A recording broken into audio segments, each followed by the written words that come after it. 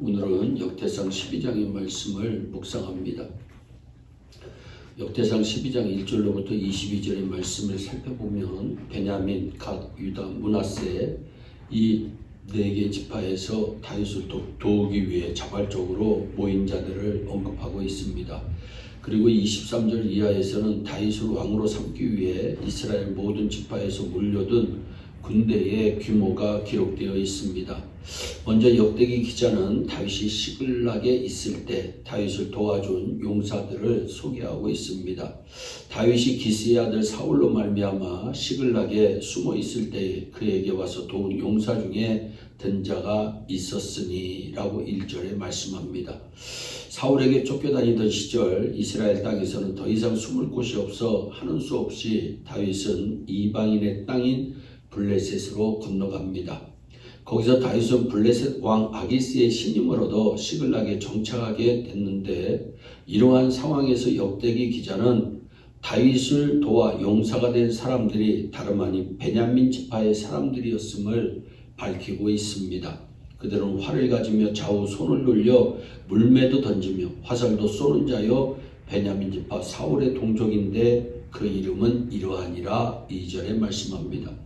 베냐민 지파는 이스라엘의 초대왕 사울을 배출한 지파입니다. 그래서 사울에 대한 베냐민 지파의 충성심은 남달랐습니다. 사울이 죽은 이후에 사울의 아들 이스보셋을 지지하며 그를 왕으로 옹립한 중심 세력이 바로 베냐민 지파입니다. 그런데 오늘 본문에는 사울을 피해 이방인의 땅에 숨어 있을 때 베냐민 지파의 사람들이 다윗을 도우기 위해 자발적으로 모여들었다는 것입니다. 하나님께서 하신 것입니다. 하나님을 기쁘시게 하면 원수라도 도와주는 역사가 일어남을 성경은 말씀하고 있습니다. 그런데 다윗이 도망가 정착했던 시글락에서 블레셋과 이스라엘 간 전투가 벌어집니다. 이때 이러지도 저러지도 못하는 다윗에게 하나님의 은혜로 자신의 부대가 제외됩니다. 다윗은 자신의 근거지인 시글락으로 돌아갔는데 아말렉 족속들이 자신이 없는 사이 시글락의 네겝을 약탈하고 불을 지른 뒤 다윗의 아내 아힌노암과 아비가을을 포함한 모든 사람들을 잡아간 뒤였습니다. 이에 다윗은 아말렉 족속들을 공격해 대승을 거둡니다.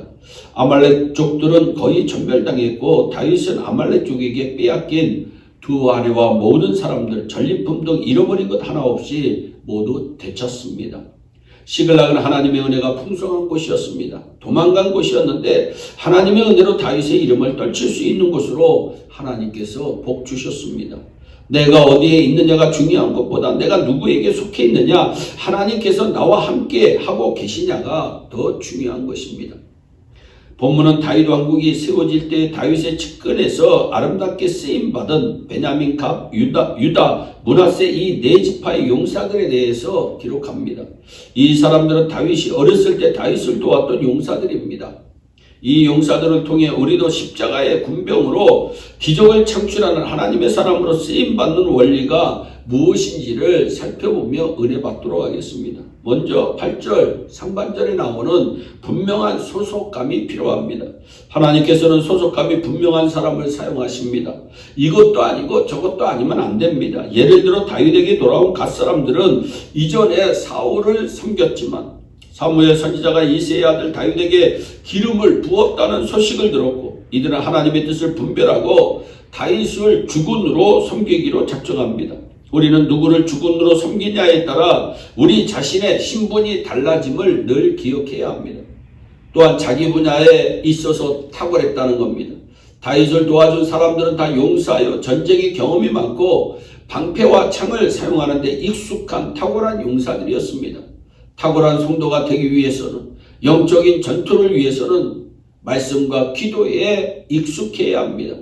또한 장애물을 정면 돌파하는 모험 정신이 필요합니다. 15절입니다. 이스라엘은 정월에 헬몬산의 눈이 녹아 요단강이 범람합니다. 각 지파의 용사들은 범람하는 요단강을 건너 대적을 쳐부수는 도전 정신이 있었습니다. 요단강이 마를 때까지 앉아서 기다리는 것이 아니라 범람하는 요단강을 건널 수 있는 도전의식과 모험 정신을 가지고 믿음으로 나아가야 승리합니다. 예수 믿고 천국 간다는 것만으로 만족하는 성도들이 있습니다. 그러나 구원은 주께 영광 돌리는 삶의 첫걸음이지 종착역이 될 수가 없습니다. 주일 성수와 11조는 헌신의 출발점이지 종착역이 아닙니다. 여러분 영적인 모험을 하시기를 바랍니다. 영적인 도전과 전진을 하시기를 바랍니다. 기도의 영역을 넓히시기를 바랍니다. 하나님은 소속감과 자기 일의 탁월성을 가지고 모험정신을 가진 용사들을 일당백, 일당천의 영향력을 끼치는 사람들로 사용하시고 계시는 것입니다.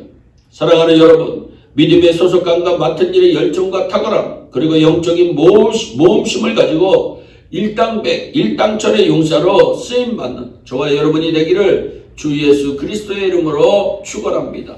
기도하겠습니다. 사랑의 하나님 참 감사합니다. 분명한 소속감을 가지고 사는 우리 모두가 되게 하여 주시고 말씀과 기도에 익숙한 자들이 될 수 있도록 도와주시고 도전정신으로 날마다 승리하는 귀한 성도들이 되게 하여 주옵소서. 감사하고 예수님의 이름으로 기도하옵나이다. 아멘.